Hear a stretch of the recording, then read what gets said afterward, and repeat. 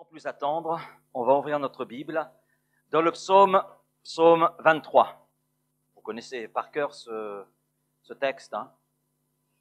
On va entamer une série, je ne sais pas jusqu'où nous allons aller. Il y aura au moins la première partie aujourd'hui, Montagnes et vallées dans ma vie. Et le psaume 23, c'est surtout le verset 4 qui va nous servir d'introduction, mais on va lire l'ensemble de ce chapitre. Vous avez trouvé le psaume 23? Le livre des psaumes, c'est là où les pages sont les plus abîmées de votre Bible. Parce que c'est le livre le plus lu par les chrétiens selon les sondages qui ont été faits. Et nous lisons ceci, Cantique de David, David l'homme selon le cœur de Dieu. L'Éternel est mon berger, je ne manquerai de rien. Il me fait reposer dans de verts pâturages. Il me dirige près des eaux paisibles. Il restaure mon âme. Il me conduit dans les sentiers de la justice à cause de son nom. Quand je marche dans la vallée de l'ombre de la mort, je ne crains aucun mal, car tu es avec moi. Ta houlette et ton bâton me rassurent. Et notez bien la suite, parce que c'est quand je marche dans la vallée de l'ombre de la mort, toujours. Hein. Donc ta houlette et ton bâton me rassurent. Et le Seigneur continue. Tu dresses devant moi une table en face de mes adversaires. Tu oins d'huile ma tête et ma coupe déborde. Oui, le bonheur et la grâce m'accompagneront tous les jours de ma vie. Et j'habiterai dans la maison de l'Éternel jusqu'à la fin de mes jours. Quand je marche dans la vallée de l'ombre de la mort, je ne crains aucun mal car tu es avec moi. Je crois que notre vécu à chacun montre que la vie n'est pas linéaire. On est d'accord? Un petit peu comme ce schéma que j'ai trouvé là. Hein. C'est pas linéaire. Non, la vie, ce n'est pas ça. C'est pas tout droit. C'est pas l'autoroute où tout va bien. Non, non, elle est faite de montagnes, elle est faite de vallées, de pentes et de côtes. Hein, nous avons des hauts et des bas. Et c'est ça la vie. Notre vie, c'est un mélange de vallées, un mélange de montagnes. Il y a quelquefois de hautes montagnes. Des fois, c'est juste une petite colline. Des fois, c'est une motte. Mais même une motte, ça peut être difficile à gravir selon l'état dans lequel on se trouve. Et on a des vallées, là aussi, plus ou moins larges, plus ou moins profondes, plus ou moins étroites, oui. Et je crois qu'à chacune de nos montagnes, comme à chacune de nos vallées, correspond une expérience. Une expérience que nous faisons parce que Dieu est au contrôle de tout et Dieu veut nous conduire à vivre des expériences avec lui, à le découvrir, à découvrir des aspects de sa personne, des aspects de ses œuvres que nous n'avons pas encore connus, que peut-être nous soupçonnons, mais que nous n'avons pas encore vécu, réalisé. Et je dirais qu'aux yeux de beaucoup de chrétiens, quand j'entends quelquefois ce qui est là exprimé, certains disent qu'il y a plus de vallées que de montagnes dans nos vies. Alors, je ne sais pas en ce qui vous concerne, hein, je ne pense pas qu'on puisse généraliser, mais c'est vrai, nous rencontrons des montagnes et des vallées. Par rapport à cette réalité, il y a deux choses importantes qui me semblent essentielles à retenir. La première chose, c'est que Dieu est le Dieu des montagnes comme des vallées. D'accord ? Je dis cela et je dis que c'est une vérité et c'est une vérité essentielle qui quelquefois nous la perdons de vue, nous l'oublions, que Dieu est le Dieu des montagnes et des vallées. Et c'est très intéressant parce que on a un récit dans la Bible qui illustre pleinement cette vérité. Le peuple d'Israël venait de battre les Syriens sur une montagne. Et les Syriens sont là dans un raisonnement après cette défaite, 1 Roi chapitre 20. Alors le prophète s'approcha du roi d'Israël et lui dit, va, fortifie-toi, examine et vois ce que tu as à faire, car au retour de l'année, le roi de Syrie montera contre toi. Et notez bien ce qui est dit dans ce chapitre 20 d'un roi. Les serviteurs du roi de Syrie lui dirent, leur Dieu est le Dieu des montagnes. Voilà pourquoi nous avons été vaincus. Leur Dieu est le Dieu des montagnes. C'est pourquoi ils ont été plus forts que nous. Eh bien, maintenant, combattons-les dans la plaine, dans la vallée. Et l'on verra si nous ne serons pas plus forts qu'eux. Et les Syriens se sont imaginés que Dieu était uniquement le Dieu des montagnes. Et c'est pour cela qu'ils avaient perdu le combat, parce que le combat s'était effectué sur une montagne. Alors de là, ils ont provoqué Israël pour aller combattre dans la plaine. Et puis au verset 28 de ce chapitre 20, il est dit, l'homme de Dieu s'approcha et dit au roi d'Israël, ainsi parle l'Éternel. Parce que les Syriens ont dit, l'Éternel est un Dieu des montagnes et non un Dieu des vallées, eh bien je livrerai, alléluia, toute cette grande multitude entre tes mains. Et vous saurez que je suis l'Éternel. En d'autres termes, vous saurez que je suis l'Éternel des montagnes comme des vallées. Amen. Oui, Dieu est Dieu. Et pas seulement de nos expériences au sommet des montagnes, et là aussi on le verra, on idéalise beaucoup le fait de monter sur la montagne, mais c'est pas si évident que cela. Hein? On pense que la montagne est toujours synonyme de quelque chose d'extraordinaire. Il n'y a pas que des choses extraordinaires qui se sont produites sur les montagnes dans l'Écriture. On verra ça à un autre moment. Hein? Mais Dieu est aussi le Dieu des vallées. Je suis le Dieu des vallées, je ne suis pas seulement un Dieu des bons moments de ta vie, je ne suis pas simplement un Dieu des moments heureux de ta vie, je ne suis pas simplement un Dieu quand tout va bien, je suis aussi le même Dieu quand tout va mal dans ta vie. Quand il te semble que tout va mal. Quand tu es là dans la vallée, je suis avec toi. Quand je traverse la vallée de l'ombre de la mort, je ne crains aucun mal, car tu es avec moi. Dieu est le Dieu des montagnes comme des vallées. Il est là avec nous quand nous sommes sur des sommets, quand on a l'impression d'avoir une foi à transporter toutes les montagnes, et il est là avec nous quand nous sommes dans les vallées. En toutes choses, au travers de toutes circonstances, Dieu est là. Parce que Dieu est le Dieu des vallées, Dieu des montagnes. Le deuxième point qu'il est important à retenir, il me semble, par rapport à ce sujet montagnes et vallées, c'est que les montagnes, comme les vallées, font partie du plan de Dieu. Si Dieu est Dieu, si Dieu est le Créateur, si Dieu est omniprésent, si Dieu est le Créateur, si Dieu est au contrôle de toutes choses, donc c'est que dans tout ce qui peut nous arriver, dans tout ce qui nous arrive, il a un plan. Dans la Bible, c'est vrai que les montagnes sont synonymes de révélation, de découverte et de rencontre avec Dieu, mais pas que ça. Et les vallées sont souvent synonymes de difficultés, d'épreuves, de combats, de luttes. Mais dans les deux cas, lorsque nous lisons la parole de Dieu, ce sont des lieux fertiles. Des lieux fertiles. À la lumière de la Bible, j'irai plus loin en disant, je mets des guillemets dans ce que je dis, mais c'est à travers la compréhension que je peux avoir aujourd'hui du texte biblique, je dirais que les vallées sont encore des lieux plus fertiles et les lieux les plus fertiles de la terre. Les vallées génèrent de l'abondance. Nous pouvons nous attendre à une moisson quand Dieu demeure à nos côtés dans la vallée. Le psaume 84, les versets 5 et 6. Heureux ceux qui placent en toi leur appui. Ils trouvent dans leur cœur des chemins tout tracés. D'accord? Point. Il y a une suite.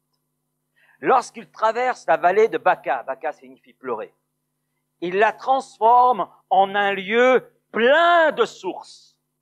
Plein de sources. Ça nous parle d'abondance. C'est pas une source, c'est plein de sources. Et la pluie la couvre aussi de bénédictions. Encore un pluriel. Oui, on voit effectivement que montagnes et vallées sont des lieux fertiles. Sont des lieux qui font partie du plan de Dieu pour nos vies.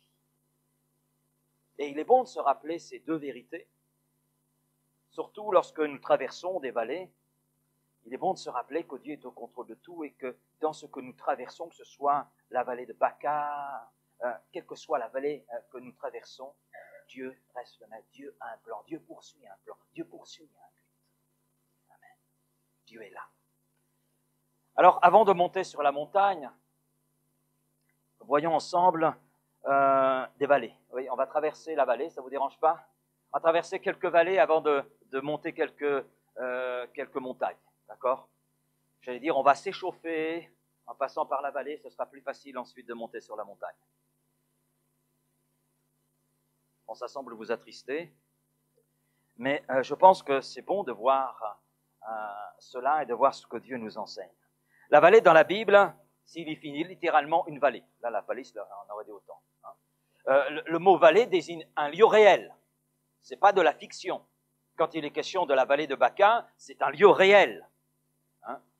Quand le psaume 23 que nous avons lu, quand je marche dans la vallée de l'ombre de la mort, c'est pas simplement spirituel, c'est aussi toute une image qui appartient à une réalité, à un lieu.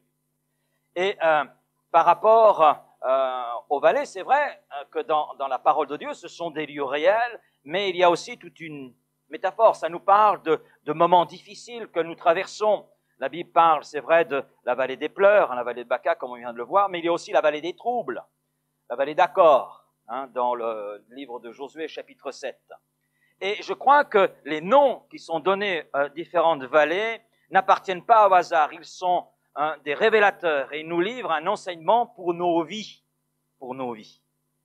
Et dans la Bible, c'est vrai que les vallées sont essentiellement symboles de moments difficiles que nous traversons dans nos vies. C'est pourquoi Dieu dit, je ne suis pas simplement le Dieu des sommets, le Dieu des montagnes, mais je suis aussi le Dieu des vallées, des temps d'obscurité, des temps de désespoir, des temps de pleurs, des temps de défaite, des temps de découragement. Je suis aussi là. Et il faut le dire, notre expérience à chacun montre que la majeure partie de notre vie, et la mienne comme vous, n'est pas vécue au sommet des montagnes, mais vécue dans la vallée. Vécue dans la vallée. Et peut-être que ce matin, quelqu'un traverse justement une vallée. Peut-être que ce matin est là, dans une vallée qui est difficile. Ça peut être la vallée de la maladie physique, ça peut être la vallée, il y a une vallée un peu particulière qui touche un certain nombre de personnes, c'est la vallée du serrage de ceinture. C'est quelquefois c'est difficile d'arriver fin de mois en ayant quelques euros encore sur le compte. Il y a des vallées comme ça, des vallées du serrage de ceinture. Donc la vallée des difficultés relationnelles, vallée des relationnelles, même difficultés familiales. Mais quel que soit le type de vallée que vous traversez, Dieu ce matin va vous rejoindre. Et vous dit, je ne suis pas simplement le Dieu lorsque tu es dans les points culminants de ta foi, je suis aussi le même Dieu lorsque tu traverses des vallées.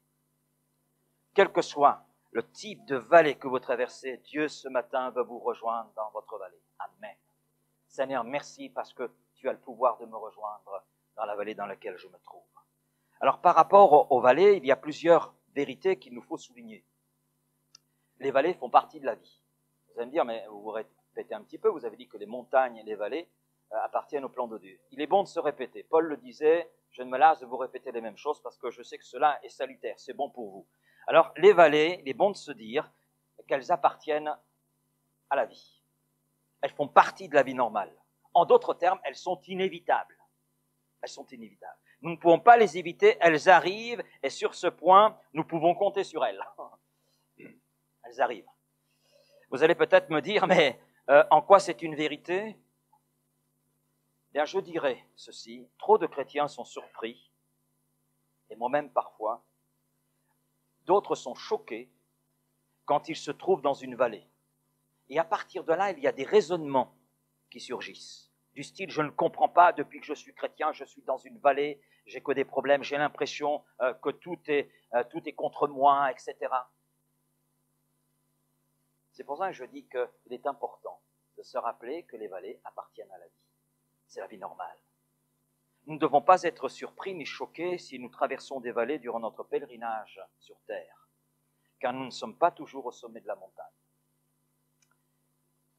Le plan de Dieu pour votre vie et ma vie contient des collines, des fois des mottes, des fois des collines, des fois des montagnes, mais aussi des vallées étroites, des vallées larges, des vallées profondes, moins profondes. Ça appartient à notre vie normale. Dieu le permet ainsi. Lisons Deutéronome chapitre 11 et verset 11. Vous l'avez là sous les yeux. C'est très intéressant parce que Dieu parle à son peuple, le peuple d'Israël, et ce peuple est sur le point d'entrer en possession de son héritage, la terre promise. Et là aussi, on idéalise la terre promise. Mais regardez ce que Dieu dit. Le pays que vous allez posséder, l'héritage qui va être le vôtre, est un pays de montagnes et de vallées, et qui boit les eaux de la pluie du ciel.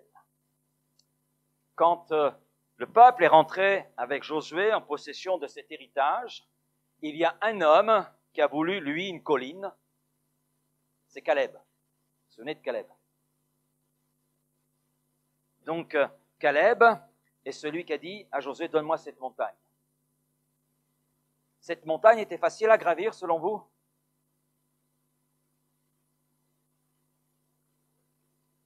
Il a fallu la conquérir, parce que sur cette montagne, non seulement il fallait gravir, mais des géants habitaient. Il y avait des géants qui étaient là, et quelquefois, nous rencontrons aussi des géants. Et bien là, c'est la terre promise, ce que Dieu promet à son peuple. Et ce qui nous montre que quelque part, notre vie, ce pèlerinage dans lequel nous sommes, Dieu ne dit pas il va y avoir que des points culminants, non, il va y avoir des vallées. Et ça appartient à la vie d'ici-bas. Ça appartient à la vie d'ici-bas. Lorsque nous sommes au centre, et quand bien même nous serions au centre de la volonté de Dieu, les vallées font partie de son plan, font partie de la vie dans laquelle il nous dirige. La terre promise comprend des collines et des vallées. 1 Pierre 4,12. Bien-aimés, ne soyez pas surpris comme d'une chose étrange qui vous arrive, de la fournaise qui est au milieu de vous pour vous éprouver. Oui, ne soyez pas surpris. Les vallées font partie de la vie, elles sont inévitables. Et parfois, nous nous trompons sur les motifs de Dieu lorsque nous traversons des vallées. Seigneur, j'ai des difficultés, j'ai des problèmes parce que je suis mauvais. Parce que je ne suis pas comme Dieu voudrait que je sois. Je suis en dessous de ce qu'il veut que je sois. Oui, certains voient les vallées comme cela, d'autres les voient comme des punitions de Dieu. Non, non, non. Vous avez des problèmes dans votre vie parce que vous êtes un être humain. J'ai des problèmes dans ma vie parce que je suis un être humain. Et parce que nous sommes sur une terre qui est déchue. Nous sommes en pèlerinage ici-bas. Nous sommes en route vers la cité céleste. Mais dans ce chemin, nous rencontrons des montagnes et des vallées. Alors ne soyons pas surpris le fois si nous traversons quelques vallées. Et puis les vallées, ça arrive à tout le monde. Deuxième point. Les vallées arrivent à tout le monde, il n'y a aucun moyen de les éviter. Elles font partie de la vie, elles sont inévitables, mais non seulement elles sont inévitables, mais elles sont impartiales. Il semble parfois, malgré tout, qu'il y ait certaines injustices, surtout lorsque nous regardons autour de nous. Seigneur, depuis le temps que je marche avec toi, je ne comprends pas pourquoi je ne suis pas aussi prospère que mon voisin, qui lui n'a que faire de toi. Cela n'est pas nouveau comme réflexion. Asaph, dans le psaume 73, a eu cette même réflexion. Et puis, il dit, mon pied allait fléchir, j'allais glisser. Mais quand j'ai considéré la finalité des choses, j'ai dit, Seigneur, ok, toi tu es avec moi, dans ma vallée. Le psaume 34, verset 19, le malheur atteint souvent le juste. Vous savez ce petit mot, hein, c'est pas le malheur atteint le juste, c'est le malheur atteint souvent le juste. Souvent. Point. Mais, l'Éternel en délivre toujours. Là aussi, souvent, toujours. Amen. Nous sommes dans un monde brisé, déchu. Nous rencontrons donc des problèmes. Personne n'est à l'abri, personne n'est isolé. Isolé de la douleur, personne n'est isolé du chagrin, personne n'est isolé de la déception. Nous traversons tous cette même vie avec des montagnes et des vallées. Personne ne navigue dans la mer de ce monde sans rencontrer de problèmes, sans avarie. C'est pas possible. Par contre, être chrétien, être un disciple de Jésus-Christ, ça présente quand même une différence. Amen. Quand je marche dans la vallée de l'ombre de la mort, je ne crains aucun mal, parce que tu es avec moi, parce que tu es mon berger, parce que tu es celui qui me guide, même dans mes vallées. Voilà où se trouve la différence entre notre voisin et nous. Oui, le malheur atteint souvent le juste. Oui, le malheur atteint souvent le disciple de Jésus-Christ. Mais quand je traverse les vallées, tu es avec moi. Et l'Éternel m'en délivre toujours. Les vallées sont imprévisibles. Autre point. Ça arrive à tout le monde, c'est imprévisible. Cela fait partie de ce qui fait d'ailleurs des vallées un problème pour nous. C'est ce que on aimerait bien prévoir, mais on ne peut pas les prévoir. C'est terrible. On ne peut pas planifier les vallées. On ne peut pas non plus les chronométrer. Moi, ça serait génial si on pouvait le faire. Les problèmes arrivent toujours et nous sommes pris au dépourvu quand ça arrive. Ça arrive de façon inattendue. En fait, nos vallées, nos problèmes surviennent généralement au pire des moments. Mince! Ça vient en plus.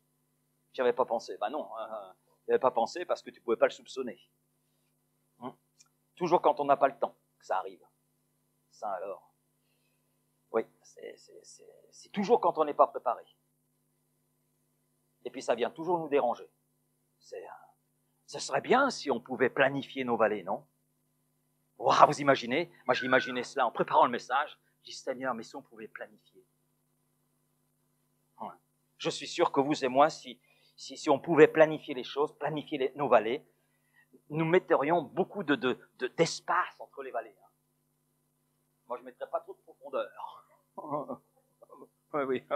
Pour pouvoir monter sur la montagne le plus rapidement possible. Non, pas vous? Oui, Et puis, je ne sais pas pour vous, mais moi, je mettrais beaucoup d'espace entre les vallées, mais au niveau du chronométrage, je les ferais très courts. Très courts. Pas vous? Je ne sais pas ce que vous en pensez.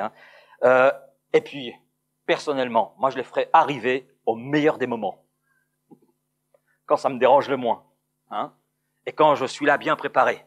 C'est bon, Seigneur, tu peux faire venir la vallée. Voilà, 5 minutes, ça ira. Bon, nous sommes plus en forme. Malheureusement, c'est pas ainsi que les choses se déroulent. Et vous le savez, vous et moi. Vous et moi, nous avons remarqué à quelle vitesse, ne serait-ce qu'une bonne journée peut devenir un cauchemar. Il suffit d'un appel téléphonique, quelques secondes, d'un courrier dans la boîte aux lettres. Et je crois qu'aucun de nous ne sait ce qui va se passer ce soir. Vous le savez, vous? Il paraît qu'on voit clair dans le mar de café, mais je vois que du noir dans le mar de café. Donc,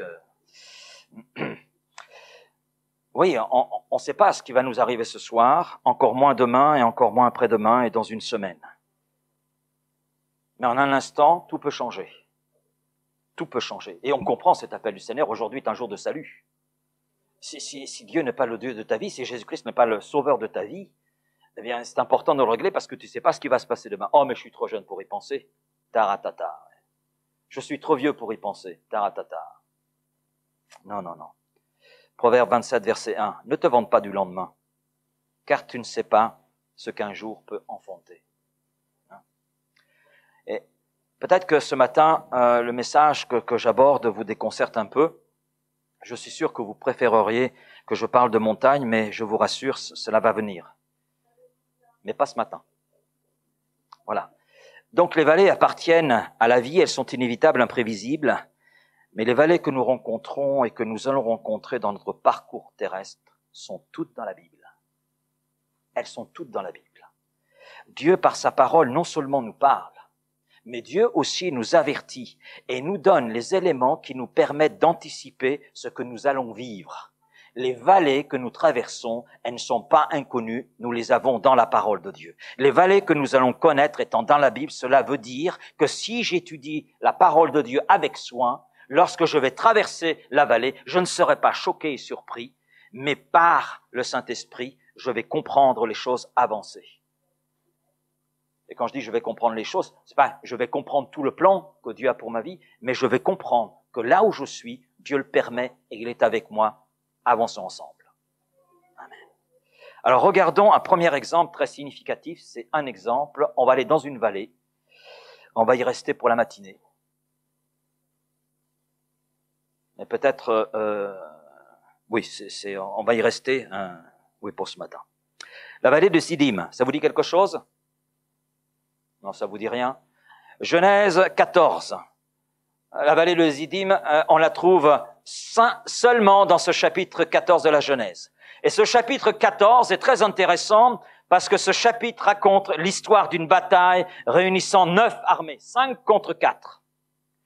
Donc 4 rois de Mésopotamie, c'est-à-dire en Irak, font la guerre à 5 autres rois qui habitent donc ce tuyau de poêle qu'est la Palestine.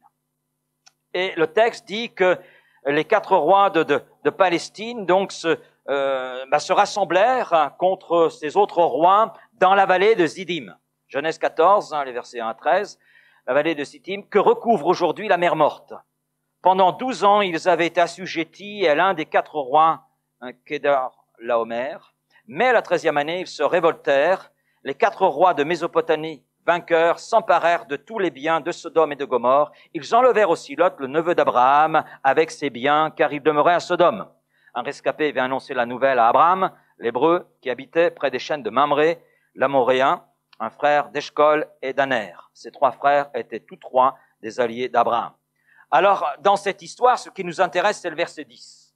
Parce que souvent, quand on prend ce chapitre 14, on s'arrête ensuite sur Abraham qui choisit des hommes et qui va délivrer son neveu Lot. C'est souvent ce que l'on retient de cette histoire. Mais il y a des choses qui sont là et qui nous enseignent. Et le verset 10, la vallée de Siddim était couverte de puits de bitume. Le roi de Sodome et celui de Gomorrhe prirent la fuite. Ils y tombèrent et le reste s'enfuit vers la montagne. La vallée de Siddim était une vallée recouverte de goudron de bitume. C'était une vallée glissante, gluante, donc dangereuse. Et comment peut-on se retrouver dans la vallée de Siddim? Comment pouvons-nous nous retrouver dans cette vallée gluante, glissante, dangereuse? Eh bien, il suffit de regarder les 2 rois qui s'y sont retrouvés. Premièrement, ils fuyaient leur responsabilité de roi. Le roi de Sodome et celui de Gomorrhe prirent la fuite. Donc, ils fuyaient leur responsabilité de roi. Et dans leur fuite, ils sont tombés. Et ils se sont retrouvés coincés. Et à partir de là, les ennemis purent tranquillement piller Sodome et Gomorrhe, puisque ces 2 rois étaient coincés dans cette vallée de Sittim. Quand on fuit quelque chose, cela peut être une responsabilité, cela peut être une situation, cela peut être un problème, cela peut être un conflit. Nous sommes conduits dans la vallée de Sittim. Dans la vallée de Sittim. Nous tombons et nous restons coincés. Sittim, c'est la vallée de l'échec. Et plusieurs d'entre nous, nous savons de quoi il s'agit. Nous sommes passés par la vallée de Sittim. Pour les autres, je dirais ce matin, vous allez traverser cette vallée un jour ou l'autre dans votre vie. Comme nous l'avons vu, elles sont inévitables. Elles sont inévitables, ça nous surprend. Vous connaîtrez des échecs. Si vous n'avez pas encore connu d'échecs, vous connaîtrez des échecs. Je ne suis pas prophète, mais simplement, je dis ce qu'il en est à la lumière de la parole de Dieu. Et c'est l'une des vallées que vous traverserez probablement dans votre vie, parce que nous y tombons tous à un moment ou à un autre. L'apôtre Jacques a écrit ceci, « Nous commettons tous des erreurs, et cela de bien des manières. » Et quand on commet des erreurs, on se trouve dans l'échec. Notre traduction dit, « Car nous faillissons tous à plusieurs égards. » Notre traduction dit encore, « Car chacun de vous commet des fautes de bien des manières. » Et puis quand je regarde la parole de Dieu elle-même, je m'aperçois que nombre de personnages bibliques ont traversé cette vallée. Je vais citer quelques personnes, je ne vais pas tous les citer, ce serait trop long. Jacob, ça vous dit quelque chose? Jacob qui est devenu Israël. Mais alors qu'il était Jacob, que s'est-il passé? Eh bien, il fuyait la confrontation avec son frère Ésaü qu'il avait trompé. Eh oui. Jacob le trompeur. Jacob malin, mais fuyant le conflit avec son frère Ésaü. Et aujourd'hui, vous avez des chrétiens qui sont dans la vallée de Sittim pour les mêmes raisons que celles de Jacob. Ils ne veulent pas faire face à un conflit, alors ils fuient une confrontation. Peut-être dans la famille, peut-être même dans l'église, etc. Jacob est passé dans cette vallée. Il s'est trouvé coincé. Pour un temps. Amen. Pierre, le disciple Pierre. Vous savez, c'est l'homme de grande déclaration. Avec sa langue, c'est un véritable Lucky Luke. Sa langue allait plus vite que sa pensée. Quand bien même tu devrais mourir, Seigneur, j'irai mourir avec toi. Et on sait ce qui s'est passé. Eh bien, le disciple Pierre, qui est devenu l'apôtre Pierre, a traversé aussi cette vallée. Il est tombé dans le trou de la honte. Oui, la vallée de Sittim, il est trouvé coincé dans ce trou de la honte, parce qu'il n'a pas accepté les paroles de Jésus sur l'état de son cœur. Il était présomptueux, plein d'orgueil. Le Seigneur s'étant retourné, regarda Pierre, et Pierre se souvint de la parole que le Seigneur lui avait dite. Ça veut dire qu'il avait oublié cette parole. Il se souvint.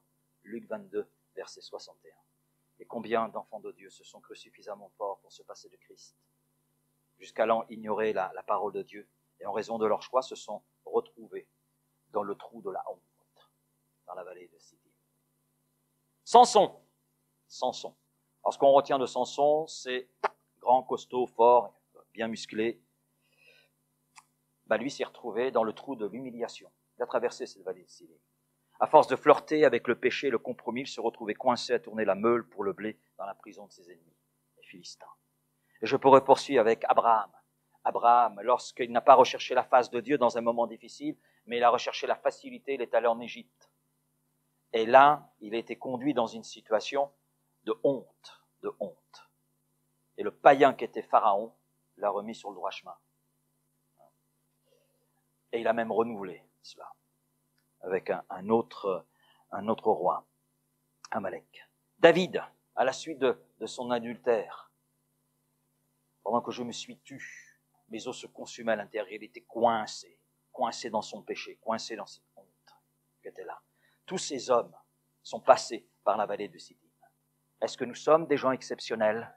Non, nous sommes exactement de la même nature qu'eux, de la même nature. Et c'est une vallée que vous avez peut-être traversée, mais si vous ne l'avez pas traversée, c'est une vallée que vous allez traverser. Alors il y a peut-être justement une personne ce matin qui se trouve dans la vallée de Siddim. La vallée de Siddim, ça signifie plaine, mais il y a une autre signification, lieu opposé à la montagne. C'est-à-dire, la montagne symbolise la présence de Dieu, c'est un lieu opposé, un lieu qui est loin de la présence de Dieu. Et vous avez l'impression d'être coincé dans cette vallée de Siddim, d'être coincé dans la vallée de l'échec, d'être tombé peut-être dans un trou, le trou d'une relation toxique, coincé dans une dépendance, coincé dans une habitude, vous êtes là dans l'échec. Parce qu'en fait, dans tous ces exemples que j'ai cités, quel que soit le trou dans lequel ils sont tombés, ils étaient là coincés. Ils étaient là dans une situation d'échec. Mais je dirais ce matin que peu importe où vous êtes resté coincé, peu importe ce qui vous a conduit à être coincé, à être dans le trou dans lequel vous êtes, ce qui vous a conduit à être dans cette vallée de Siddim. Parce que je dirais ce matin que Jésus peut vous en sortir. Amen. Amen.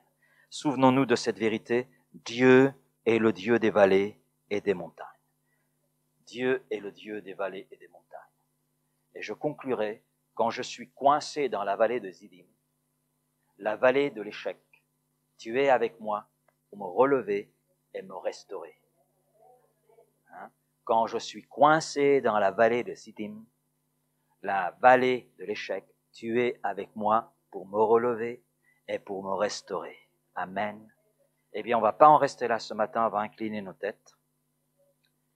Et peut-être que quelqu'un traverse justement cette vallée, est coincé dans un trou, quel que soit le trou dans lequel tu t'es englué ou tu es coincé. Ce matin, le Seigneur veut agir dans ta vie. Et il veut t'enlever de ce trou. Amen. Il veut là te relever, il veut là te restaurer.